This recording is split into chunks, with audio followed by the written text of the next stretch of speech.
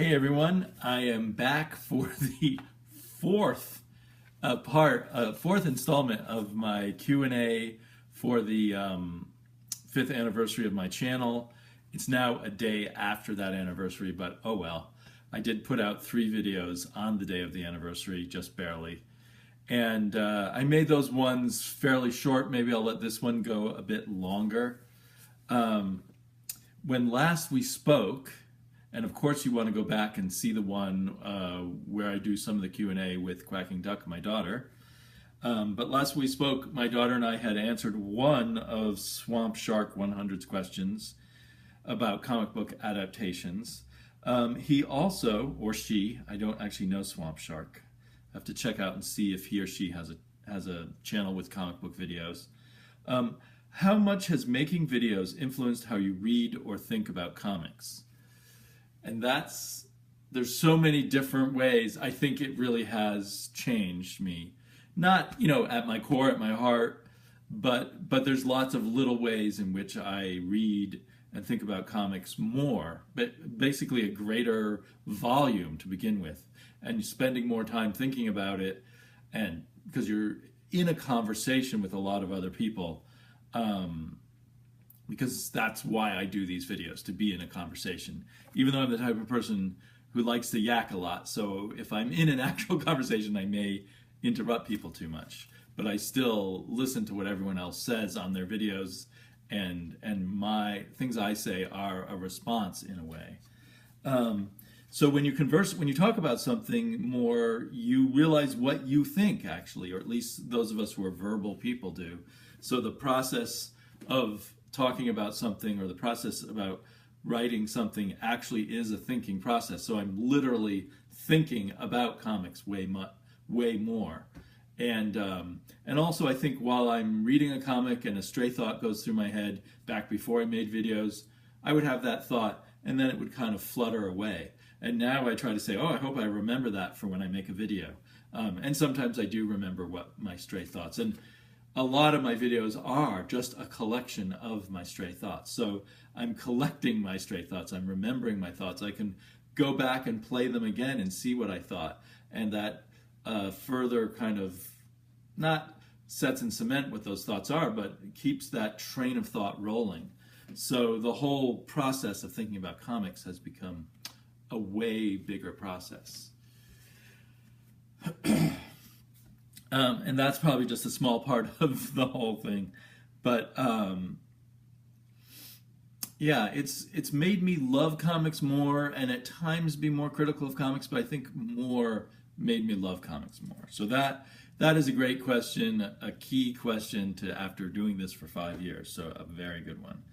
And then on an easier side, he asks, any comics you're looking forward to? Could be an omnibus or collected editions. I'm sure there's others, but the first one that jumps into my mind, because I saw someone show it on Twitter, is I'm excited for the next Thor omnibus. So there's been 2 omnibuses covering the Jack Kirby Thor period. And I love those Marvel omnibuses. They're such high quality. I like, even though I'd love to also own all the original issues, I like having them on that bright paper where the color is stronger and the oversized, so I can enjoy the art even more. I also have the Jack Kirby Thor, what do you call it, the artist edition, but I'm really looking forward to this third Jack Kirby Thor omnibus. I think it may include some of the beginning of the John Buscema period of Thor too, which is very good. John Buscema is definitely, he was a really strong Thor artist. I was going to say my second favorite Thor artist, but I'm not sure between him and Walt Simonson. But in any case, and now when we had Esad Ribic on Thor, that's also a fit. So there's a lot of favorite Thor artists. But the Jack Kirby period, and I want to have it all in that omnibus size, and particularly the later part of the run, I really liked his art style then, where he was going for more and more big pictures, and that worked really well on Thor. So I'm really looking forward to that Thor omnibus. I assume there's a final Fantastic Four omnibus that will cover his later Fantastic Four stories. I think they just have a few left to collect in the omnibus form. I'm looking forward to someday getting, but they're already out, the Jack Kirby Fantastic Four omnibus, the 2 Jim Steranko Shield omnibuses. What am I talking about? Not artist editions. I'd like to get those. I'm waiting. I bought a lot of artist editions. Those are very expensive items. You just can't buy them all at once. You have to kind of pick and choose what you want most, but I'd like to get more of those. In comics, I don't really know what's out there that isn't already started that I might like. I've kind of become less. A few years ago, I was really tracking, Image's plans going out and looking forward to things. And I've kind of got to the point where there's so much Image comics that I'm getting mostly in trade now that I don't need to anticipate newer ones. But things that have just started that I'm really excited about, they're continuing, include Shaolin Cowboy and, anyway, I'll leave it at that, Shaolin Cowboy. So that concludes that set of questions from Swamp Shark. Really great questions. Oddfellow Thoughts, who goes back, he must be like at 5.5, closing in on 6 years, I'm guessing. Goes back even further on YouTube than me and was part of the group of people who inspired me to jump into YouTube, and a part of the early group of people who left me comments and made me feel welcome and excited to keep doing the videos. Without people like Oddfellow Thoughts and Minutia Minute, I might have stopped doing videos early on. Who knows? Anyway, he, and also Travis, the person I had to despise earlier in the first video. He asks, how has your comic book reading habits changed since you started the channel? Which kind of relates to that Swamp Shark question. A big part of it is I was already heading back towards buying individual issues because I'd gone through a long period of occasionally buying individual issues but being much more focused on collections. But then, you'll love this, Travis, the digital comics started my interest back in individual issues, and that headed me back to the comic book store, and I started my first pull list of my entire life because I didn't know about pull lists throughout the 80s and 90s. But and now I've had pull lists. I've skipped from 4 different comic book stores till I finally have settled to the one I'm at. But so it has definitely increased my floppy reading habit, and more than just the floppy, but the weekly reading habit, the excitement of picking up new comics, everyone showing what they got that week, talking about what they got that week. The weekly thing of comics has become a big part of my life because of YouTube.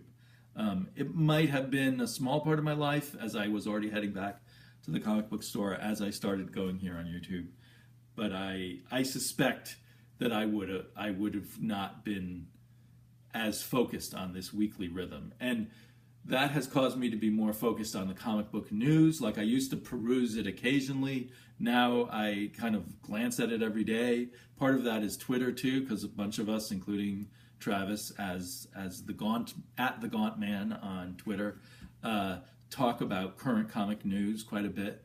And that's really fun. It's just, it's like gossip amongst neighbors or whatever, but that's changed my focus there. So I'm following the comic book industry. And then as a result, we have these conversations about, what is good for the comic book industry and stuff like that. And before being on YouTube, I might have had vague thoughts here or there and generalities about how comic books have grown up and are now in graphic novels and are written for grown-ups. And that would be, but now I have all these, complex thoughts about how the comic book industry should save itself and all that kind of thing, which, you're in the thick of, Travis, but, and maybe you had all of those thoughts too.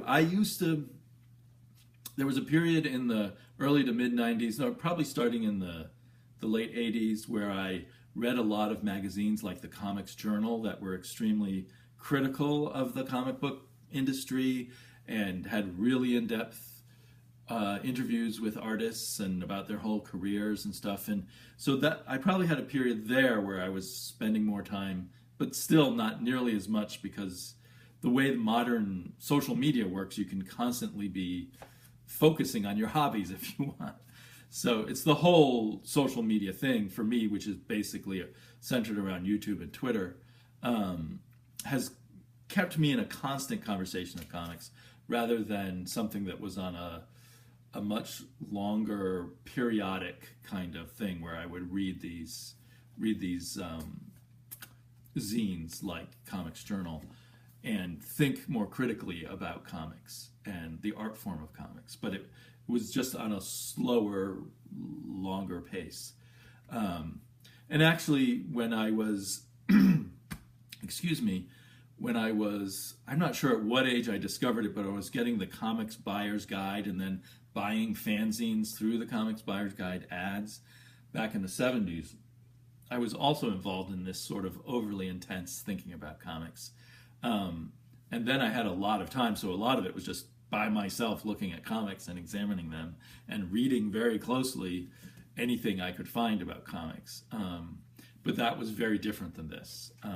Certainly, as an adult, in a way, as an adult, I have less focus. I'm more ADD. But ironically, the short focus of YouTube and Twitter keeps me coming back to things that interest me, and encourages me to start filtering out things that don't interest me. So anyway, that's probably enough on that. How much do other YouTubers influence your reading habits? Now that is huge, even just on an informational level, because I find out about so many comics that I just wouldn't be aware of by watching YouTube. It's for me, a much more efficient source of information than combing the internet and looking at everything. It really highlights interesting things, so that's one reason why someone like Ress or Samuel Trejo, other people who get some of the out-of-the-way comics, help me learn about things that I just wasn't focused on. And then I have earlier on, every time someone would say something was great, I'd run out and get it. And now I've slowed down on that. You can't do that forever. But I still am very influenced and try out things. Like most recently, I grabbed 2 issues of The Grass Kings because I heard other people talking about it. I had not heard about it in any other way except by on YouTube. And then the other thing is sometimes I'll give a comic a second chance when people whose opinions I've grown to know over months and years will say something's really good that I had dismissed. I might go back and try reading it again, and sometimes with good results. For instance, BPRD. I think I still feel a little frustrated with BPRD, but I've learned to like it, and I think I would have dismissed it out of hand if Travis hadn't been talking about it. If you, Travis, had not been talking about it so much. I think that was like 3 years ago or something where you were really promoting it. And of course, The Sixth Gun, which you literally sent out people trades of because no one would listen to you when you talked about it on YouTube. I mean, I believed you, but I felt so far behind on it. And it was one of the more expensive books at the time. But anyway, I love that. So that's a huge influence. I naturally love comics and would buy too many comics, but YouTube encourages me to buy too many comics because I learn so much about it. I do avoid, and I think for the most part, jumping on bandwagons just because everyone says something's good. I'm still going to, in the end, go by my own opinion. I'm certainly not going to collect in the buying. That's also in back issues, like Ed and Nick 1 will point out something really cool, old black and white magazine, and then I'll go out and get it. But in terms of hot books or anything like that, I've learned to make myself totally immune to that because the hot book thing is meaningless in the long run. Okay, and Oddfellow Thoughts also asked, did you think you'd be doing this for a year, let alone 5? I think I just came on I had this urge after watching the videos of kind of the core people of the community at the time, which was probably just 50 or 60 people, right? And there were probably like 20 core people who really influenced me to do it. And I just wanted to do the same thing. And I didn't think about what my plans were or anything like that. But I think I imagined I would do a few and then move on. I don't know what I thought, but it quickly became very addictive. It made reading comic books so much more enjoyable. Made sort of getting through the work week more enjoyable, like little conversations to look forward to about something that's interesting, that was stress-free. So yeah, I think within 3 or 4 months of doing it, I had no thoughts of stopping. Until then, every time I'd hit these things where like one friend of mine on YouTube suddenly hated another friend of mine on YouTube, and I had no understanding of why, that would sometimes make me want to stop, but eventually I would keep going. Okay, then Stan Stacey Gallagher, who I think has probably been commenting on my videos for about 4.5 years. First just as Stacey Gallagher, and then he added Stan because some people didn't realize Stacey could be a man's name. He says, have comics gotten better through the ages, golden until now, writing and art? And, I mean, clearly, if you look at most Golden Age comics, they are not as good in most aspects of writing and art, although I would argue, looking at some of them, there's something about the freshness of the art that's quite exciting. And and then if you count those late 1940s horror comics and science fiction comics going into the early 50s, so that's sometimes they take that era separately as the atomic age or the atom age, but if that counts as golden age, then there was some golden age stuff that was really sophisticated. And then you have from about 1945 to 1951 or 52, The Spirit, and that was very sophisticated stuff. So that makes it a little more complicated to say that there was a continuous progression, because those things were better than what came out in the Silver Age in many ways, especially the early Silver Age. And then there was stuff at Marvel that was really good in the Silver Age, but overall it still maybe didn't get nearly near the peak of, that Will Eisner stuff.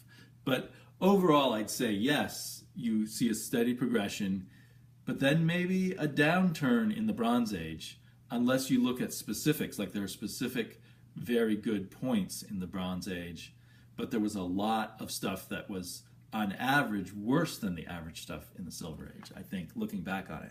Even though I was, the Bronze Age was a big period for me. I started reading comics, a year or two into the Bronze Age, and was right there up through 1986, 87 when we went into the dark age of comics.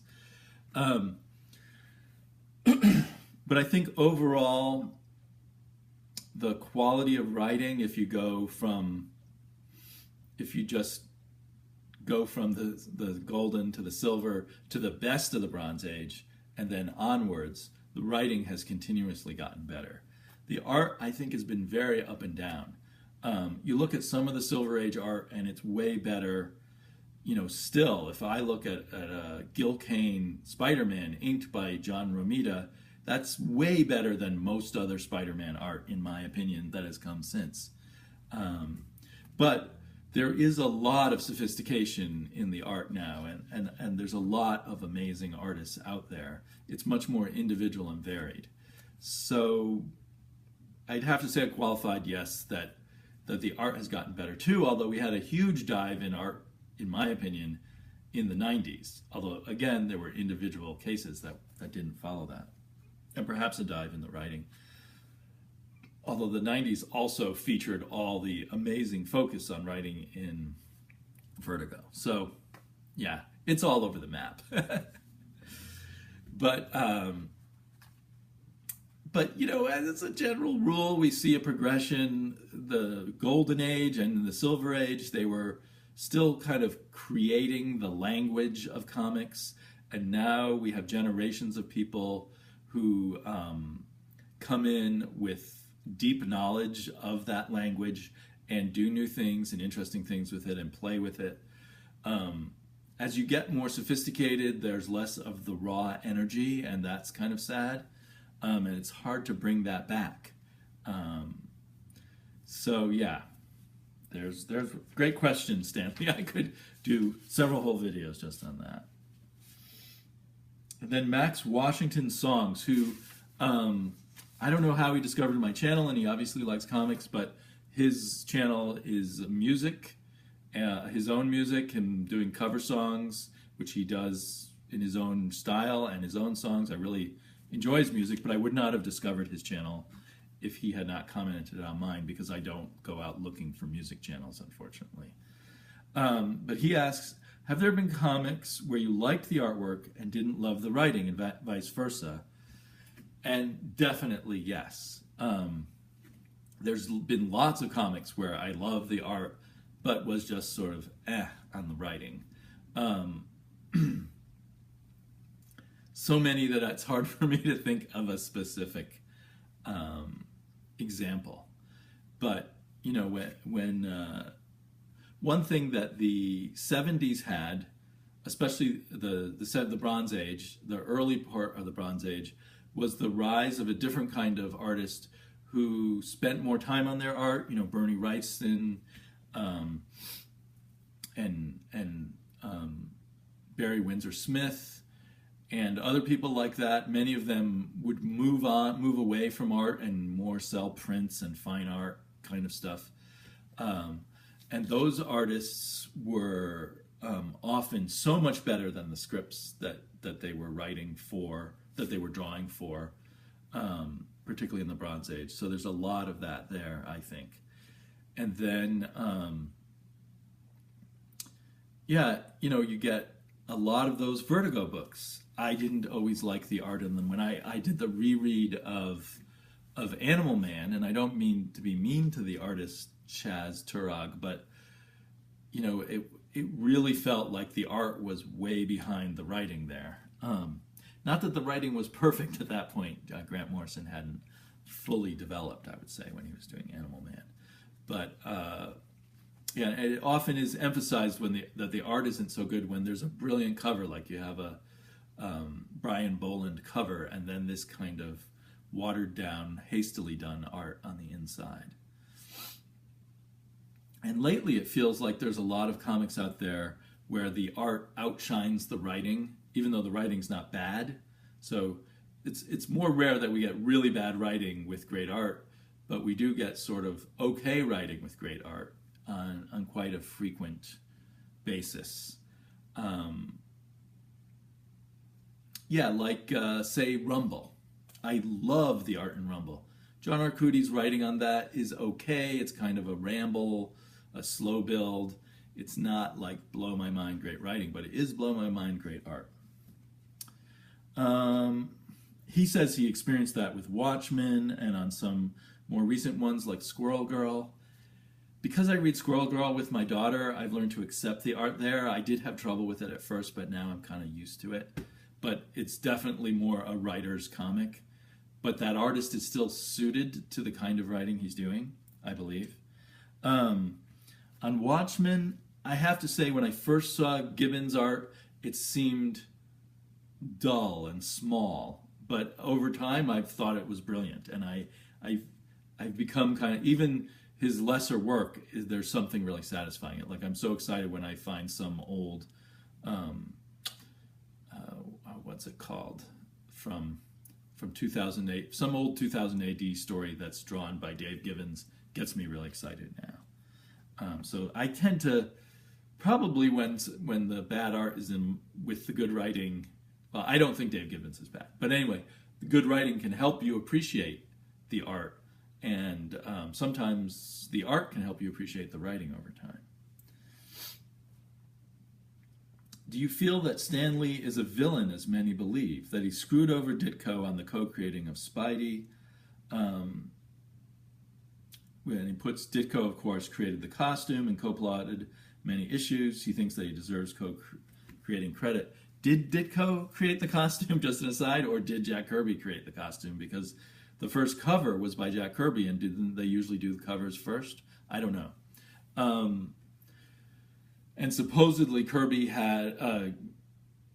Stan Lee claims he first had Kirby draw some Spider-Man, and when he saw the samples, he decided Kirby wasn't right for it and switched Ditko onto it. And Kirby had a character named Spider-Man previously. But that's a whole mess. I don't think Stan Lee's a bad guy. I think,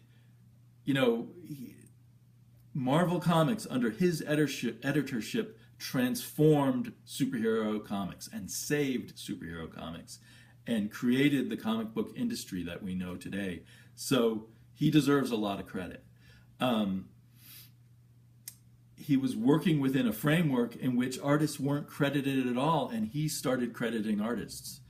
But at the same time, I think he did kind of conveniently take the artist's ideas and probably felt they were his own. It was just part of this larger process. So I think within the context, he's not a bad guy. He's probably, from all I can tell, a fairly nice person.